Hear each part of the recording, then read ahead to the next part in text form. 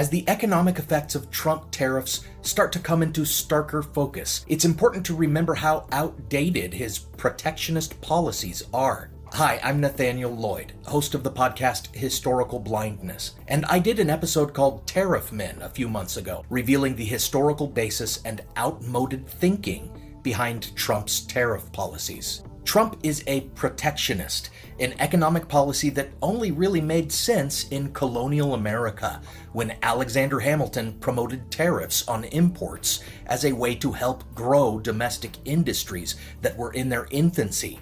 In fact, the Revolutionary War was fought in part for the right to impose tariffs and grow American industry, which Washington did in the second bill he signed, the Tariff Act of 1789. But what worked then doesn't work now.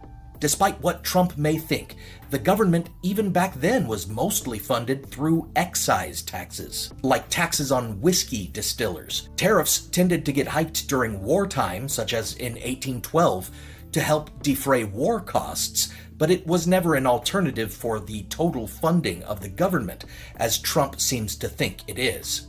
And it usually came with unintended consequences, like the Tariff of Abominations, which led to the Nullification Crisis, a constitutional crisis in which southern states decided to ignore federal law, contributing to sectionalism and the ensuing Civil War. Trump calls himself a tariff man, and so did Lincoln, to whom he likes to compare himself. But Lincoln, who relied on tariffs during the Civil War, acknowledged of the tariff that, quote, it still becomes necessary to modify and change its operations according to new interests and new circumstances. Likewise, Trump compares himself to William McKinley, another self-described tariff man, even though, in the end, before his assassination, McKinley changed his mind on tariffs and began advocating for trade liberalization. That's because in an increasingly globalized world in which we rely on global supply chains,